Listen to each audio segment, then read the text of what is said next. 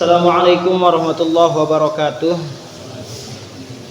Innal hamdalillah nahmaduhu wa nasta'inuhu wa nastaghfiruh wa na'udzu billahi min syururi anfusina wa min sayyiati a'malina. May yahdihillahu fala mudilla lahu wa may yudlil fala hadiyalah. Asyhadu an la ilaha illallah wa asyhadu anna Muhammadan 'abduhu wa rasuluhu la nabiyya ba'dah. Allahumma salli wa sallim wa barik ala nabiyyina Muhammadin sallallahu alaihi wasallam wa ala alihi wa ashabihi wa man tabi'ahum bi ihsanin ila yaumiddin, amma ba'du.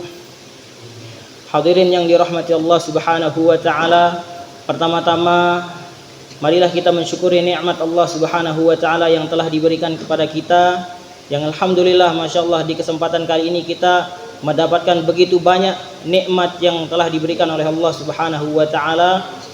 Salah satunya ialah kita bermajelis di sini, kemudian kita juga sholat zuhur secara berjamaah, dan sholat dilakukan secara berjamaah dapat meningkatkan pahala sholat tersebut. Kekurangan-kekurangan dari sholat dapat ditutup dengan berbagai cara. Salah satunya ialah melaksanakannya dengan sholat berjamaah dan juga menunaikan sholat qobliyah dan ba'diyah dapat menutupi kekurangan-kekurangan dalam sholat. Dan kita ketahui tentunya ketika kita sholat seringkali hati kita lalai.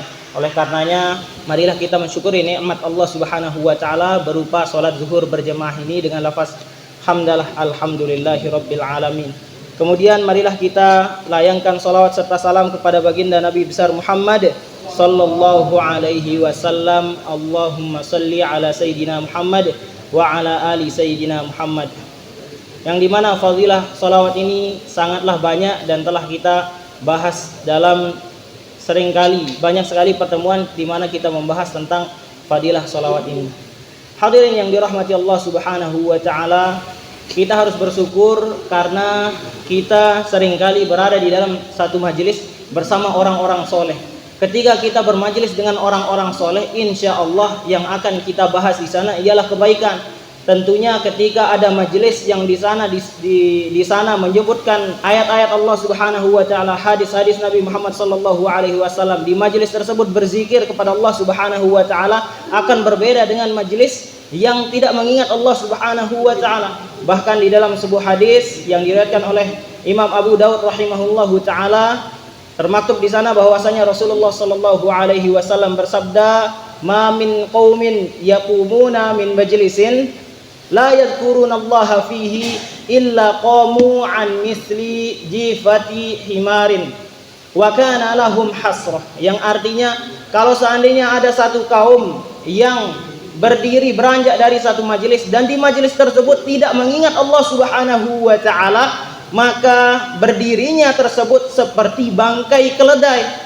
Kondisi orang yang duduk bermajelis dan tidak mengingat Allah Subhanahu wa taala, tidak berzikir kepada Allah Subhanahu wa taala di majelis tersebut, ketika mereka bangun seperti bangkai keledai. Na'udzubillah.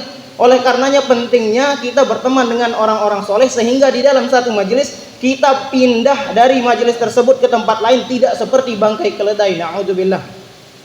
Dan di dalam hadis tersebut dilanjutkan sabdanya Nabi Muhammad sallallahu alaihi wasallam, wa kana lahum hasrah, dan mereka akan mendapatkan penyesalan.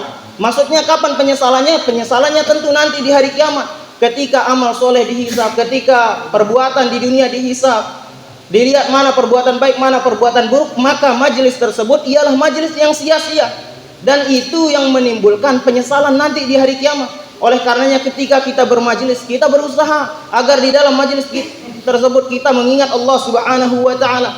Kita saling mengingatkan bagaimana kebesaran Allah Subhanahu wa taala. Tak lupa mungkin kita bercengkrama membahas hal-hal keduniaan, namun tentu ketika kita mensyukuri sesuatu, membahas nikmat Allah, tak lupa kita layangkan alhamdulillahirabbil alamin. Ketika kita membahas satu musibah, tak lupa kita lafazkan innalillah. Kemudian ketika kita membahas tentang satu dosa, tidak lupa juga kita memohon ampun kepada Allah Subhanahu wa taala, astagfirullah dan lain sebagainya. Intinya adalah apabila kita bermajelis dengan majelis orang-orang yang soleh, insya Allah apapun pembahasannya kita akan selalu mengingat Allah Subhanahu wa taala, kita akan selalu berzikir kepada Allah Subhanahu wa taala, dan insya Allah ketika kita bermajelis seperti apa yang telah kami sampaikan tersebut, tidak akan kita dianggap oleh para malaikat bangkai keledai. Ini yang harus kita hindari juga. Oleh karenanya semoga kedepannya kita memiliki kawan yang banyak, dan itu semua adalah orang-orang soleh.